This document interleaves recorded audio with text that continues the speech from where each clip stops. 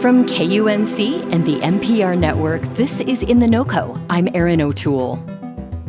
Colorado has 13 sites that are part of the national park system. And visitors may notice some striking new signs posted in the parks when they visit this summer. The U.S. Department of the Interior, which oversees the National Park Service, is posting signs that ask visitors to identify and report any signs or other information that are negative about either past or living Americans. The order caught the attention of many national park supporters who fear it could lead to censoring less flattering parts of American history, especially at sites like the ones in Colorado that commemorate the Sand Creek Massacre or the Amache internment camp that imprisoned Japanese Americans in World War II.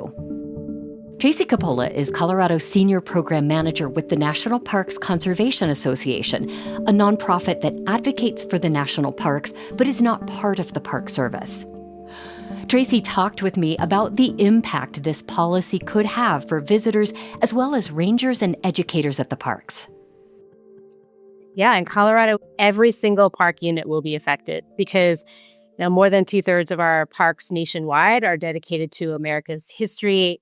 But even for like the big national landscape parks like Rocky Mountain National Park, they tell the story of Indigenous people who were the first stewards of this landscape. And when we talk about national parks, we also need to talk about non-white stories. This policy could affect how rangers present difficult or negative aspects of our history. Tracy, how do you see this changing the experience for visitors at sites like Amache, which commemorates Japanese American incarceration? Well, the visitor experience and the trust that's built with the National Park Service is really special. So put yourself in the ranger's shoes. You do so many things already. You give tours, you create educational programs, you clean bathrooms sometimes, and you help visitors enjoy and understand the parks. And you're at this sacred place, Amache, which is Colorado's newest national park. And you want to share the story of this place. And there you are. You're ready to give a tour to the public. You see the sign with a QR code asking visitors to offer feedback on information that they feel portrays American history and landscapes in a negative light. And that's really scary. It's really undemocratic. That's going to make you feel like you're in trouble for doing your job, for telling the truth. I also think of we go to Amache, all the teachers that take their students there too and want to learn about this history. What do you tell your children? Like to turn away from the truth and not reflect on it? And it's got a ripple effect for sure. We've also seen staff and budget cuts at several national parks. What do you think these signs, along with the funding cuts, say about the state of national parks? Well, the Park Service, this is not an overestimation. The Park Service is absolutely in a crisis.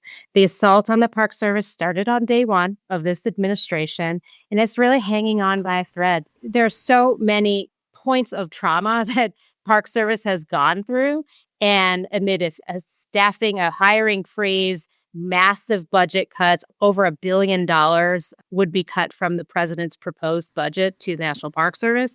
And there's more to come. There is more to come in terms of cuts, in terms of reduction in force. And I think right now the Park Service, the public servants really need us to support them and stand up for them, to give their jobs this dignity that they deserve. I want to talk about the Park Service site that commemorates the Sand Creek Massacre on Colorado's Eastern Plains. The tribes whose descendants were murdered there have fought for years to have their perspective included in historical markers about the massacre. Do you worry about those perspectives being erased? Absolutely. Sand Creek Massacre is a sacred landscape to the Cheyenne and Arapaho tribes of Oklahoma, the Northern Arapaho tribe of Wind River Reservation in Wyoming, and the Northern Cheyenne of Montana. And, the families had to fight to even have that park called a massacre versus a battle. And how shameful, to have to carry that additional burden. And I'm so thankful the landscape is preserved and protected as a national park. And it is a very, very dark chapter of our history that has living, consequences and intergenerational trauma that I am still learning about. Hmm. But it's also a very hopeful place because we're seeing young descendants coming back home there and taking space in that landscape and seeing themselves as integral to the story. If that is compromised, I think we all really miss out, and it would be absolutely a shame. Some people think that the way history is told today puts too much emphasis on the harm done to underrepresented groups, including Native Americans and enslaved people. Some people might say, I just want to go to a national park. I don't want to confront something ugly in our nation's past.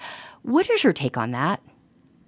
My take on it is that parks are for everyone. If you don't want to hear about this history, don't go to that specific parks. Don't take that away from other people, though, from young kids, from the people who fought so hard to create these national parks, that, by the way, are not really created in a vacuum. The National Park Service really trusts direct communities and works with them in order to create these places. So, hey, I think people are missing out if you don't open your heart to why we have parks in the first place.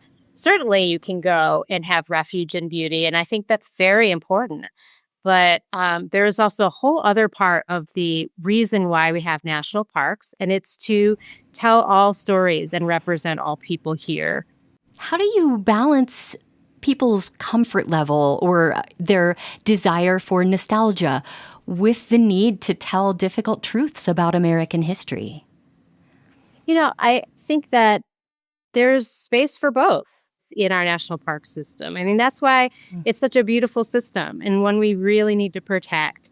But also look through history. Parks are not partisan at all. I mean, there are plenty of Republican and Democrat presidents that have designated them as national monuments, or members across both aisles. I mean, Amachi is one other example of a bipartisan effort in a very red district. So there's just so much that parks offer if you open your heart to them. And you know what? There are really, really difficult stories that we do need to tell. And I understand that it's hard to hear them. But I do think that when I go away from a park, being in the place at Amachi, because it's very important to be there on that landscape and feel what people went through, I actually go away very hopeful because I can see, wow, we're in a country where we can tell this story and we can have empathy for people then and that moment in history, but also how it is affecting people's stories today. These are very alive spaces. So it's just Hmm. kind of an exciting moment to be in, and I don't want us to lose that. That's Tracy Coppola with the National Parks Conservation Association. She spoke with me about Interior Secretary Doug Burgum's order requiring national parks to install signs asking visitors to report so-called negative content about historical figures. We'll include links where you can learn more in our show notes and at KUNC.org. That's it today for In The NoCo. I'm Erin O'Toole. Thanks so much for listening.